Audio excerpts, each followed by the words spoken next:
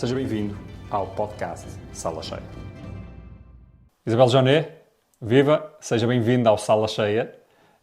A senhora, apesar de estar envolvida em muitas e diferentes atividades, eu diria que muito provavelmente, sobretudo conhecida do grande público pelo seu papel no Banco Alimentar contra a Fome, aliás, a instituição a que preside. E a primeira coisa que eu gostava de perguntar é: o que é isto, afinal, do Banco Alimentar contra a Fome? O que é que faz? E se é que nos pode também apresentar aqui alguns números para entendermos a dimensão deste projeto? Bom, boa tarde, muito obrigada pelo convite, é um gosto. O Banco Alimentar contra a Fome, hoje são 21 bancos alimentares contra a fome, espalhados por todo o território nacional, continente e regiões autónomas, congregados na Federação Portuguesa dos Bancos Alimentares, à qual presido. E o Banco Alimentar contra a Fome, no fundo, é uma marca que tem como missão a luta contra o desperdício de alimentos para os levar à mesa de quem tem carências alimentares, em parceria com instituições do setor social. Hoje existem 21 bancos alimentares, como referi, que em conjunto apoiam com comida todos os dias 2.600 instituições que ajudam a alimentar mais de 400 mil pessoas. Há 4% da população portuguesa que recebe no seu prato comida que vem de um banco alimentar e no total, por exemplo, no ano 2021, distribuímos mais de 36 mil toneladas de alimentos, ou seja, 36 milhões de quilos de alimentos que foram, muitos deles recuperados, porque teriam como destino provável a destruição por razões apenas comerciais, ou porque estão a chegar ao prazo de validade, ou porque a marca mudou, ou porque não se venderam aquilo que estava previsto, mas também muito fruto da generosidade coletiva. E este é um outro aspecto diferenciador do Banco Alimentar, é o voluntariado. O Banco Alimentar assenta no trabalho de voluntários, pessoas diferentes, com credos diferentes, convicções diferentes, opções políticas diferentes, mas que se unem por uma mesma causa, que é de ajudar quem tem carências alimentares. E, de facto, são números impressionantes são números, enfim, históricos, não é? E eu pergunto-lhe o seguinte: eu diria que estamos a ver nuvens relativamente negras no horizonte, enfim, se calhar até já estão bem por cima das nossas cabeças, até podemos dizer assim, com a inflação em níveis bastante elevados para aquilo que era o nosso passado mais recente, taxas de juros também a subir, até o inverno, portanto já sabemos que pelo frio exige mais consumo de energia, temos ainda a incerteza associada à guerra na Ucrânia, enfim, há uma série de nuvens relativamente preocupantes. Que impactos é que acha que isto tudo pode trazer nos níveis de pobreza em Portugal? Bom, eu estou há quase 30 anos no Banco Alimentar e já assisti a muitas crises e já assisti a muitas épocas menos boas e a perspectivas como estas. Neste momento presente, parece que os cavaleiros do Apocalipse se juntaram para virem ao A nosso tempestade encontro perfeita, não é? e temos aqui um conjunto de fatores que realmente, se houvesse desemprego, tínhamos então a tempestade perfeita. Felizmente não há desemprego, há até falta de pessoas para trabalhar em determinados setores da população. O que é que temos mais como expectativa? Realmente este aumento da inflação, sobretudo da inflação dos produtos mais básicos, dos produtos alimentares de uso corrente de qualquer família, também do gás e da eletricidade, mas também o aumento das taxas de juros já concretizado e ainda expectável, porque se espera que ainda haja mais 2 novas subidas nas taxas de juros, que se reflitam ainda durante uns meses nos créditos à habitação, vão colocar em risco muitas famílias que até agora tinham os seus orçamentos familiares equilibrados e que até se podia dizer que tinham alguma folga orçamental para ir jantar fora, ou para ter os filhos na natação, ou para poderem fazer face, por exemplo, ao seguro do carro sem terem que hesitar nesse pagamento. E hoje isso alterou-se. E alterou-se profundamente porque se conjugaram este aumento da inflação dos produtos mais básicos, mas também o aumento dos juros, que fez com que as pessoas que têm créditos ao consumo ou créditos à habitação ficassem numa situação muito mais dificultada, porque em Portugal não é muito frequente haver taxas de empréstimos a taxa fixa. E, portanto, a maior parte dos empréstimos, cerca de 80%, são de taxa variável, e isto vem trazer uma grande pressão nas famílias. Eu antevejo um primeiro semestre de 2023 muito difícil, e sobretudo antevejo que há muitas famílias que vão ficar numa situação de quase ruptura social. Já está a notar algum aumento de alguns pedidos, enfim, que lhes vão chegando no Banco Alimentar contra a Fome? Sim, é inevitável. Nós em Portugal temos uma pobreza estrutural muito severa. Temos mais de 1 milhão de pessoas que vivem com menos de 250 euros por mês, e temos 2 milhões de pessoas que vivem com menos de 450 euros por mês. E estas pessoas são de imediato castigadas por este tipo de acréscimos da inflação e do preço da energia. Para além disso, temos muitas pessoas que, embora trabalhando, ganham o ordenado mínimo ou pouco acima dele, e que, portanto, têm a vida muito apertada. Logo que há uma crise como esta, têm que pedir ajuda. E, portanto, já aumentaram os pedidos de apoio alimentar, seja por parte das famílias, seja por parte das instituições que apoiam estas famílias e que lhes dão que lhes acolhem os filhos nos ATLs, nas creches, nos infantários, ou os idosos nos lares, e que têm que lhes dar de comer, servem refeição confeccionada. E, portanto, estas instituições, elas próprias, enfrentam hoje preços mais elevados para as suas despesas de funcionamento, mas têm também mais pedidos por parte das famílias. E consegue traçar um perfil deste tipo de pessoas que acaba por ter que beneficiar deste tipo de ajuda? Eu não posso dizer que haja um perfil único, até porque eu não gosto nada de generalismos, e não gosto nada, por exemplo, quando se diz os pobres, porque cada uma das pessoas é uma pessoa diferente, é uma situação diferente, a família é diferente, o contexto é diferente, a casa é diferente. As pessoas que têm menos recursos económicos, portanto, temos aquelas que estão em pobreza estrutural e basicamente são mulheres idosas que não tiveram uma carreira contributiva e, portanto, não têm as pensões, não têm pensões, têm pensões muito baixas, e, portanto, temos ainda pessoas em Portugal que têm pensões de 180 euros por mês, e também pessoas com alguma deficiência que não têm lugar no mercado de trabalho. Depois, juntam-se a estas pessoas famílias monoparentais, muitas com baixas qualificações, que muitas vezes não têm um emprego em full time, em tempo completo, mas que completam os seus empregos com vários pescados e, portanto, não têm todos os descontos para a segurança social, nem são trabalhadores de pleno direito, porque numa situação de precariedade, como por exemplo a pandemia, são despedidos de um dia para o outro, claro, e não têm qualquer direito porque têm uma enorme precariedade. E, portanto, estas pessoas são aquelas que muitas vezes são até mais novos, têm baixas qualificações, ou as qualificações que têm não são adaptadas para as necessidades do mercado, mas que têm situações muito difíceis, porque até em termos de habitação, que é hoje talvez o maior problema cá em Portugal, é o problema da habitação. As casas são muito caras, não há casas perto dos locais de trabalho, as casas nas periferias e nos bairros sociais atingiram preços astronómicos, são quase transacionadas fora do mercado, e temos muitos imigrantes que nem sequer têm uma casa, dividem espaços dentro do mesmo apartamento, às vezes com mais do que uma família num só quarto.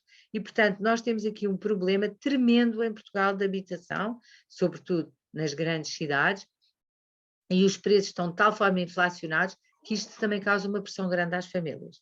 E, enfim, isto talvez configure aquilo que é mais a tal pobreza estrutural, não é? Portanto, é algo que é em que a pessoa ou entra ou, na verdade, se calhar nunca saiu. Mas há também, e já exploraríamos talvez um pouco mais isso, mas talvez também haja pobreza circunstancial, não?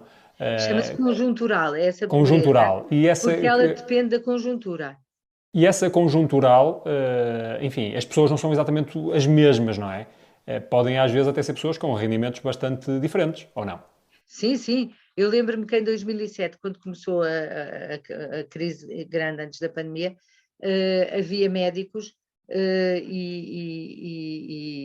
pessoas qualificadas que caíram numa situação de pobreza porque tinham créditos que eram muito elevados no seu orçamento familiar e, portanto, nessa altura temos pessoas diferenciadas que tinham uma perspectiva de vida boa, mas que por força da conjuntura ou da situação económica não a puderam concretizar. Mas nesse caso é sobretudo, enfim, um desfazamento entre aquilo que é sempre, mas em rigor, o income, que nem sequer é um problema, tipicamente, mas as responsabilidades que as pessoas, entretanto, contraíram, é isso? Muitas vezes as pessoas contraem essas responsabilidades ou essas dívidas porque têm uma expectativa de vida Exato. que depois não se concretiza por via de uma conjuntura desfavorável como aquela que vivemos hoje, que de repente parece que à nossa volta tudo se desmorona, mas porque se juntaram um conjunto de fatores que jogam nesse sentido. Mas, de todo modo, essa pobreza será, imagino eu, muito mais fácil de combater, porque lá está, é conjuntural e, portanto, essas pessoas têm as condições, têm intrinsecamente, provavelmente, as condições necessárias para, enfim, noutras circunstâncias, ou conseguirem reorganizar a sua vida, imagino eu. Estas pessoas têm que ser, no fundo, se a conjuntura económica e o ciclo económico não é positivo e não é num sentido que possa gerar a verdadeira riqueza, que é um bom emprego, estas pessoas nunca vão conseguir dar a volta à vida. Apesar de terem qualificações, por vezes ficam tão desmoralizadas e tão decepcionadas por não irem ter a vida que haviam sonhado, que perdem força, perdem o ânimo e muitas vezes, se não tiverem ajuda num determinado momento para poderem dar a volta à vida, não conseguem superar. E E, que ajuda é portanto, essa? essa ajuda é a certeza, é conseguir dar-lhes a certeza de que têm, por exemplo, no caso do apoio alimentar, que vão ter apoio alimentar durante um período de meses, que lhes permita, por outro lado, por exemplo, saldar algumas dívidas ou, por exemplo, manter o idoso, o pai ou a mãe no lar. Porque muitas vezes até estas famílias tomam decisões que ainda são contra aquilo que é a sua situação e, portanto, vêm-se enroladas como uma pescadinha de rabo na boca Claro. e, por vezes, ter a certeza de que vão receber apoio alimentar durante 6 meses ajuda-os a desencrencar a vida. Mas depois temos a tal pobreza estrutural, que é, enfim, porventura um problema ainda mais difícil de resolver. Como é que se...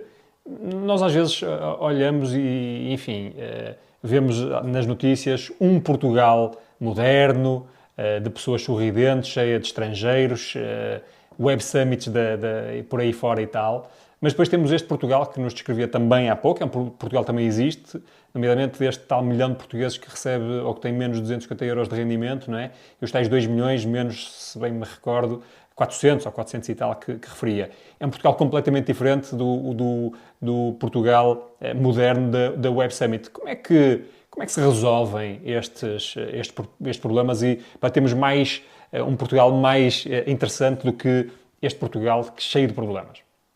Bom, eu acredito que o Portugal que pode ser dinamizado por eventos e pela aquisição de competências e por trazer para cá pessoas que sejam empreendedores e que possam gerar mais emprego, pode puxar pela economia. E só puxando pela economia se consegue realmente mudar o ciclo económico. Os outros países onde se gerou riqueza são países onde houve mais investimento e onde houve atração de talento. Nós aqui em Portugal precisamos ter essa atração de talento. Nós temos muitas pessoas qualificadas, os portugueses bem orientados, com boas lideranças, são ótimos trabalhadores, mas muitas vezes não temos essas lideranças e, portanto, acabamos por ter pessoas que têm qualificações, mas não as podem exercer. Nós, neste momento, temos licenciados que estão a trabalhar nas caixas dos supermercados. E, portanto, estamos a perder talento e competências e, ainda por cima, estamos a tirar emprego a pessoas menos qualificadas que podiam estar a desempenhar esses empregos e a ter um vencimento que lhes permitia ter uma vida melhor. E, portanto, há aqui um desajustar e eu acho que temos que ter uma realidade, temos que ter noção da realidade. Temos um país muito dual, em que temos, felizmente, esta força que o turismo traz e que nos permite mostrar tantas coisas boas cá em Portugal. Temos uma coisa inexcedível que é a paz, não há aqui grandes tensões, grandes conflitos, e temos uma educação de um nível extraordinário. Nós temos escolas de ensino superior nos lugares ótimos em todos os rankings. E eu acredito que só com mais educação, que possa gerar mais e melhor emprego, se consegue combater esta pobreza estrutural, mas também se consegue gerar uma dinâmica na sociedade que faça com que a pobreza conjuntural seja cada vez menor. Este é um podcast justamente centrado no mundo da educação e da formação enfim, o grande, enfim, trigger que eu segui ou que eu senti para a convidar é justamente explorar esta ideia que agora já aflorou, que é qual a ligação entre a pobreza, ou entre a educação e a pobreza, ou a falta de educação. As pessoas, apesar de não gostar e ser certamente muito difícil tipificar as pessoas que estão em situações de pobreza, enfim, eu diria que há de haver uma correlação provavelmente bastante forte entre níveis de educação mais menores e a pobreza. Como é que se combate justamente isso, nomeadamente em pessoas que não tiveram essa oportunidade durante a idade mais normal? E o que é que se pode fazer? Bom, a escolaridade obrigatória já é um grande contributo para atenuar essa pouca qualificação. Nós até há poucos anos em Portugal ainda tínhamos uma taxa de analfabetismo que não era residual e não era despicienda. E, portanto, penso que só com mais educação, mas melhor educação, com uma educação adaptada àquilo que são as necessidades do mercado e àquilo que o mercado pede, se consegue muitas vezes cortar ciclos de pobreza. Nós em Portugal temos uma transmissão intergeracional de pobreza muito elevada e muitas vezes as famílias ainda não valorizam o facto de que os filhos, se tiverem melhor educação, podem ter uma melhor qualidade de vida. Não é esse justamente o ponto crítico que há que combater? Eu pergunto isto porquê? Porque eu aqui enfim, até este podcast vai-me dando a oportunidade de falar com diferentes pessoas e estou-me a recordar de uma conversa recente que há de ser publicada, enfim, as pessoas quando estiverem a ver esta conversa já está provavelmente publicada, com o responsável da ATEC, uma escola profissional que nasceu desde logo ali para a indústria, para servir a indústria automóvel. E o nível de empregabilidade que estas escolas têm é uma coisa absolutamente impressionante. E às vezes é mais difícil ir buscar formandos do que seria ideal, se bem que ali até é um caso de muito sucesso. O que é que falta, portanto, quando há, por um lado, falta de mão de obra no mercado? Há, às vezes até, talvez não seja o ideal, mas já vai havendo algumas soluções para formar pessoas. Então o que é que falta para juntar aqui as pessoas que estão numa situação mais frágil, ou aquelas famílias, e criar ali um link para um caminho que vai provavelmente ter um sucesso mais ou menos garantido? O que é que falta? Penso que a empregabilidade é o fator.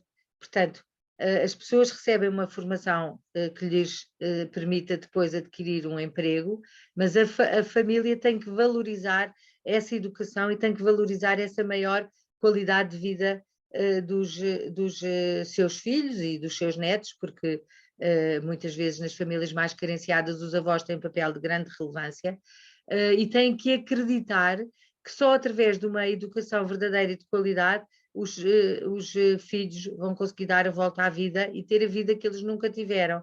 Porque muitas vezes as pessoas, quando vivem numa situação de pobreza, acomodam-se a esta situação de pobreza e vivem com pouco, sobrevivem e deixam até de ter a ambição de querer mudar.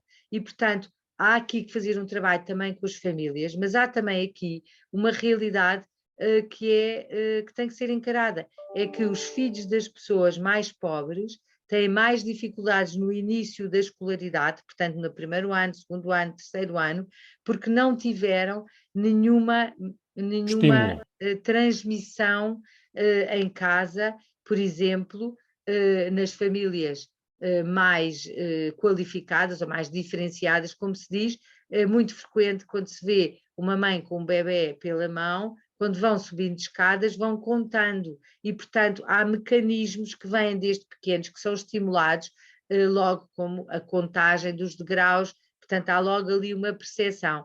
Muitas vezes as mães mais pobres não têm este tipo não transmitem este tipo de estímulos e, portanto, as crianças, quando chegam aos primeiros anos de escolaridade, estão menos aptas ou sabem menos. E já elas começam a corrida uns metros atrás, não é? Exatamente. E há outra coisa que é terrível, é que muitas vezes há morbilidades ligadas à situação de pobreza, como por exemplo a falta de higiene oral, ou ter falta de visão e nunca ter sido diagnosticado, ou ter menos audição e os pais nunca terem reparado, e o pediatra que muitas vezes nem sequer tem e vão ao centro de saúde a correr só quando a criança está doente ou às urgências dos hospitais e acabam por não ter um acompanhamento que lhes permita ouvir bem, ver bem e não ter os dentes com doenças que dão dores. E, portanto, à partida, muitas vezes, os filhos das famílias de mais baixos rendimentos têm um handicap, porque não têm as mesmas condições à partida. Tudo isso devia ser tido em consideração e em Portugal, como temos a estratégia de luta contra a pobreza não inclui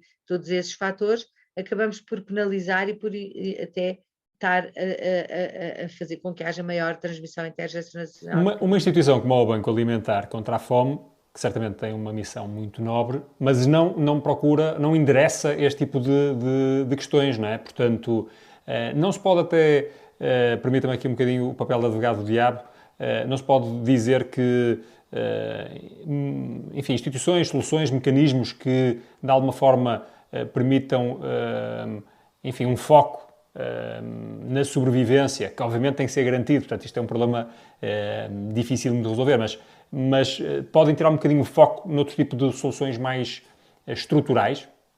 Bom, eu acredito que ninguém aprende, nem ninguém consegue arranjar emprego de barriga vazia. Ninguém.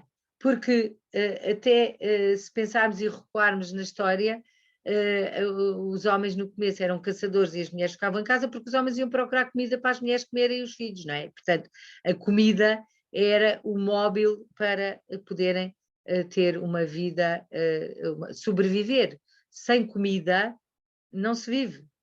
Sem comida não se pode ter os mínimos e, portanto, aquilo que fazemos no Banco Alimentar é assegurar esta alimentação para que as pessoas possam dar a volta à sua vida e é por isso que não entregamos nada diretamente às pessoas carenciadas, mas fazemos-lo sempre em parceria com instituições de solidariedade social, para que estas instituições possam ajudar as famílias, orientando-as num percurso de autonomias. Aquilo que mais queremos é que se possam gerar autonomias e não se criem dependências. E nesse sentido, já há 18 anos criei outra instituição chamada Entreajuda, que tem levado muita formação às técnicas de serviço social para que possam realmente interromper ciclos de pobreza. Ensinando, por exemplo, as famílias mais carenciadas a como poupar energia, como ter estratégias de aproveitar melhor os alimentos, lutando contra o desperdício, sobre a nutrição dos filhos, porque hoje em dia há um problema terrível que é a obesidade ligada à pobreza, e um conjunto de formações muito práticas que visam dotar os técnicos de serviço social com mais competências para que ajudem melhor as famílias carenciadas. E quanto à formação das próprias pessoas, das famílias, o que é possível dar formação que ajude também a combater este ciclo de pobreza ou é uma ilusão isso? Muitas vezes esta formação já é ministrada pelos Institutos de Emprego e Formação Profissional e há muita formação de qualidade nos... E temos resultados? Há resultados para vermos os Eu acho efeitos que não há disso? mensuração de impactos. Os resultados são menores do que aquilo que poderiam ser, porque muitas vezes as pessoas frequentam estas formações apenas porque são obrigadas. Não é que tenham interesse depois naquela matéria que vão aprender, nem muitas vezes aquilo que lhes é transmitido é aquilo que o mercado pede. E, portanto, pois, as pessoas reagem a incentivos, não é? E, portanto, se são obrigadas para manter algum tipo de apoio ou porque vão ter algum tipo de remuneração, naturalmente as pessoas serão inteligentes e cumprirão seguirão esses incentivos. Mas até que ponto é que aquilo que está a ser preparado, que é entregue, é aquilo que de facto ajuda as pessoas a encontrarem alguma ocupação que possa trazer rendimento e que esteja minimamente ajustada àquilo que sejam os seus interesses e competências. Estamos a fazer, enquanto país, um trabalho suficientemente bem feito nesse campo? Eu acho que poderíamos fazer muito melhor e acho que nós temos, por exemplo, hoje muitos reformados que vão cedo para a reforma e que são pessoas muito qualificadas e que também estão a ser desperdiçados. E, portanto, estes próprios reformados também poderiam ser um veículo de transmissão de formação. Mas temos também este problema da precariedade do emprego e temos muitos baixos salários e, portanto, temos muitas pessoas que têm que ter pescados para completar aquilo que levam para casa ao fim do mês e, apesar de tudo, ainda temos uma grande economia paralela e estas pessoas sempre se vão safando porque conseguem, apesar de tudo, completar aquele que é o seu subsídio de desemprego ou o rendimento social de inserção ou até o seu salário mínimo com pescados que vão fazendo fora de horas ou ao fim de semana e que, sem os quais não podiam de todo ter uma vida digna. O problema aqui é que muitas vezes as formações são desadequadas àquilo que é a exigência do mercado. Portanto, há aqui algum trabalho que nesse sentido podia ser feito. Muito bem. Eu não resisto a explorar um pouco a sua dimensão de empreendedora social. Como é que foi este processo de criar tudo isto? Bom, eu desde pequena que tenho a mania que organizo tudo e que arrumo até a vida das pessoas que estão à minha volta, sou muito prática e muito pragmática. Por exemplo, sou incapaz de ver uma gaveta com tampas de caixas Tupperwares desarrumadas sem ser por formas e ou gavetas de meias que não estejam por cores para facilitar depois quando vamos ter que escolher um par de meias. E, portanto, eu desde pequena que sou muito assertiva neste tipo de organização.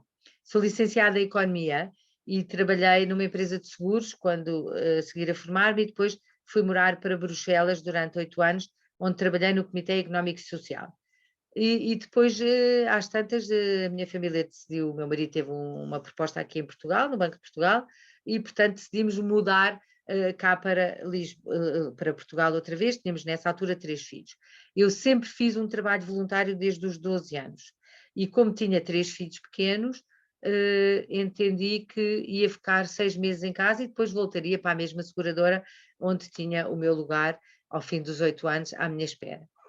Mas fui-me oferecer para fazer trabalho voluntário ao Banco Alimentar e apaixonei-me por aquele projeto e concebi um modelo de gestão que é hoje o modelo que é ainda usado em todos os bancos portugueses, mas também em muitos bancos europeus, porque entretanto fui também presidente da Federação Europeia dos Bancos Alimentares. Abri muitos bancos alimentares, não só na Europa, como em Angola, Cabo Verde, África do Sul, ajudei muitas pessoas a replicarem aquilo que é o modelo de gestão e organização. E quais são as características desse modelo que mais o diferencia? É um modelo que é um modelo de gestão que é igual àquele que é utilizado nas empresas, mas aplicado a uma instituição do setor social e, portanto, onde há uma transparência nos processos, uma organização dos procedimentos e uma permanente accountability. Portanto, no fundo, eu ainda hoje sou voluntária, depois decidi consagrar a minha vida como voluntária ao Banco Alimentar e hoje muito à Entreajuda, e fui estruturando um conjunto de projetos realmente na área social que possam dar resposta àquilo que são as necessidades das instituições, mas sobretudo que possam aliviar a vida das pessoas que nascem pobres e que, se nada for feito pelo meio, vão morrer pobres e morrer com muitas dificuldades. É isso que a motiva? Diga. É isso que a motiva? O que é que a motiva para manter este projeto? Eu penso que aquilo que me motiva é fazer coisas que possam melhorar a vida dos outros, porque se os outros viverem mal, eu não posso viver bem. E, portanto, eu acho que, apesar de tudo, as pessoas que se pensarem aquilo que as motiva, eu penso que a mim o que me motiva é viver num mundo que é mais justo e mais solidário, mas começando em pequenas comunidades. E é isso que tenho feito. No âmbito da Entreajuda, lançámos já a Bolsa do Voluntariado, que é o maior site português de voluntariado, lançámos o Banco de Bens Doados, que é um banco não alimentar e que é o único projeto a nível europeu com logística organizada de recuperar bens e equipamentos no âmbito da economia circular, e lançámos diversos outros projetos, como a plataforma da Área Receber, ou estivemos ligados à plataforma do Help Ukraine, ou vários projetos, como agora dentro Quais são as restrições para estes projetos? Eu imagino que um deles seja uma restrição financeira, não é? Como é que estas coisas são financiadas, e outra será os recursos humanos. Como é que resolve cada um destes problemas? Também nesse aspecto, isto tem que ser olhado com critérios de gestão e não pode ser olhado com uma lógica miserabilística e assistencialista. Se queremos que o projeto seja bom e vingue, ele tem que estar bem estruturado, tem que ter recursos humanos adequados e bem motivados, e tem que ter sustentabilidade. E, portanto, quando lançamos um projeto novo, temos que fazer uma análise de todas estas características. É isso que fazemos, e é por isso que temos estas instituições, seja o Banco Alimentar, a Entreajuda, os projetos todos que têm no seu âmbito. O financiamento é tipicamente público, é privado, é misto? Como é que vem? Não, nós não temos nenhum financiamento público. O Banco Alimentar e a Entreajuda vivem exclusivamente de donativos, no caso de muitas pessoas que acreditam e querem contribuir, mas querem contribuir porque acreditam no projeto, mas porque nós lhes damos a matéria que faz com que possam acreditar no Banco Alimentar sempre, permanentemente.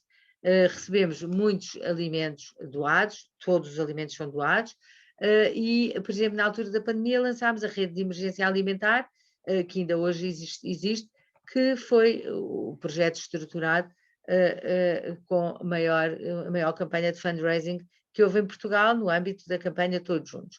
E, portanto, aquilo que nós temos que aplicar é uma instituição de solidariedade, os critérios de gestão mais rigorosos que possam haver, que possam mobilizar mais pessoas, mais empresas e mais donativos.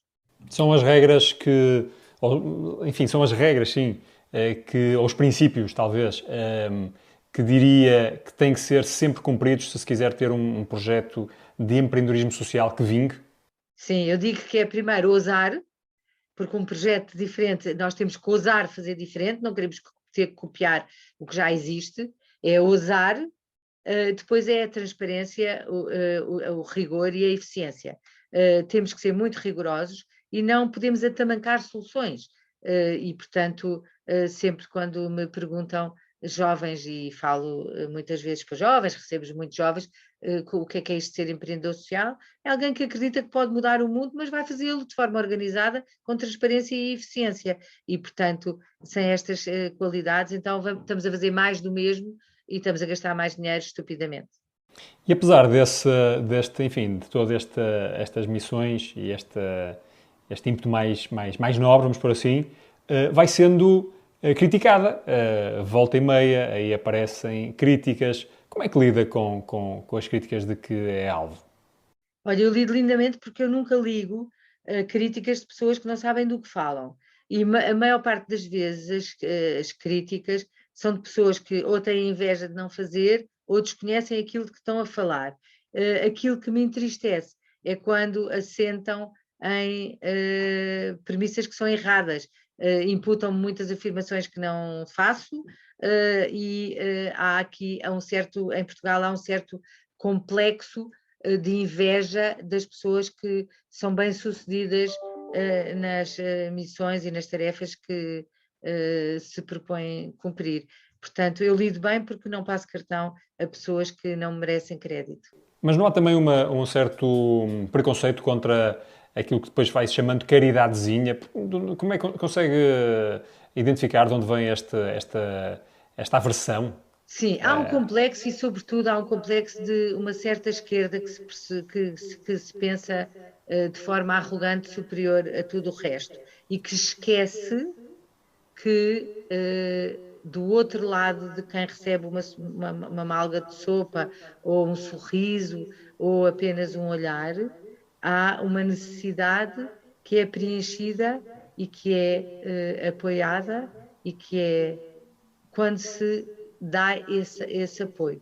E, portanto, a maior parte das pessoas que criticam e que têm este tipo de preconceito são pessoas que não fazem nada pelos outros e que se limitam a criticar e que desconhecem de forma total a realidade de muitas mães que se levantam às 5 da manhã para ir limpar escritórios, para voltar a casa às 7 da manhã, para levantar os filhos da cama, que mandam os filhos, sabe Deus, muitas vezes sem pequeno almoço, porque não o têm à mesa. E, portanto, o simples facto de receberem um cabaz de alimentos e ter uma pacote de leite e um pacote de cereais para dar aos filhos, alivia-lhes a alma e atenua-lhes o sofrimento daquilo que é uma luta diária, que seria muito pior se não tivessem este tipo de ajudas. Eu não acredito que incumba ao Estado garantir a totalidade da vida das pessoas que não querem trabalhar. E defendo que incumba ao Estado a defesa dos princípios mais básicos daqueles que são mais vulneráveis e que têm realmente necessidades. Quando se tem fórmulas e soluções muito padronizadas, aquilo que se gera é um conjunto de situações onde é mais permitida a fraude e onde muitas vezes estamos a ajudar ou a dar milhos a pardais que não precisavam de ser alimentados com o milho que devia ir para É pessoas uma que não... realidade que vê, com frequência? Diga? Se essa realidade é uma realidade que observa com frequência? Não, eu vejo que há de tudo. E vejo que também no setor social há pessoas que recebem apoio e que não necessitariam de o receber. E, portanto, aquilo que eu gostaria é que o Estado estivesse cá para todas as pessoas que realmente precisam, para que deixassem de precisar. Enquanto isso, a sociedade civil não pode baixar os braços e tem que prestar com caridade, porque para mim caridade é amor, é eu ir ao encontro de uma pessoa que tem necessidades, pondo-me no mesmo nível que essa pessoa. Não é ajudar com superioridade. Isso não existe. E quando gozam, são pessoas que nunca fizeram nada pelos outros e, portanto, não vale a pena passar cartão. E que quem quiser juntar-se de alguma forma a estes seus projetos, nomeadamente o Banco Alimentar contra a Fome, o que é que pode fazer? Alguma dica, alguma sugestão, algum pedido que queira aproveitar para deixar aqui? Hoje em dia há muitas pessoas que querem ser voluntárias e sabem bem onde é que nos procuram e, portanto, quem tiver este apelo de querer participar, seja nas campanhas de recolha, que há uma no dia 26 e 27 de novembro, seja depois ao longo do ano com as suas competências até como formador, ou tão só dando a um par de horas do seu trabalho para ajudar a construir cabazes de alimentos e depois a entregar esses cabazes de alimentos às instituições, são muito bem-vindos. Eu sou uma grande defensora que o voluntariado constrói sociedades mais justas e mais coesas, porque há uma noção de participação no bem comum. Aliás, nos países anglo-saxónicos e nos Estados Unidos em particular, o voluntariado é uma disciplina que faz parte dos currículos e os alunos têm que ter sempre um trabalho voluntário. Cá em Portugal, o voluntariado, infelizmente, ainda é muito hoje em dia conotado com alguma prestação caritativa ligada a alguma confissão religiosa, seja católica, evangélica, protestante, o que seja, mas alguma confissão religiosa, mas aquilo que eu digo é que todo o tempo que queiram dedicar é muito bem-vindo e precisamos de voluntários com competências distintas, desde pessoas mais qualificadas até pessoas que queiram só contribuir para o trabalho do armazém. E aí o ideal a fazer o quê? É contactar diretamente o Banco Alimentar, talvez no Sim, website, é isso? no site está tudo, seja no site do Banco Alimentar, seja no site da Entreajuda, seja, aliás, no site de www.bolsadovoluntariado.pt, as pessoas podem encontrar uma instituição perto de sua casa, na qual possam colaborar. Hoje em dia temos muitos estudantes estrangeiros cá em Portugal e os estudantes estrangeiros vão à Bolsa do Voluntariado para ter um trabalho voluntário. Temos muitos alunos das universidades que dedicam tempo a ajudar o próximo cá em Portugal. Mesmo para terminar, porque, enfim, quero também respeitar o seu tempo, sei que estamos nos últimos 6 minutos disponíveis, mas não vamos demorar tanto sequer.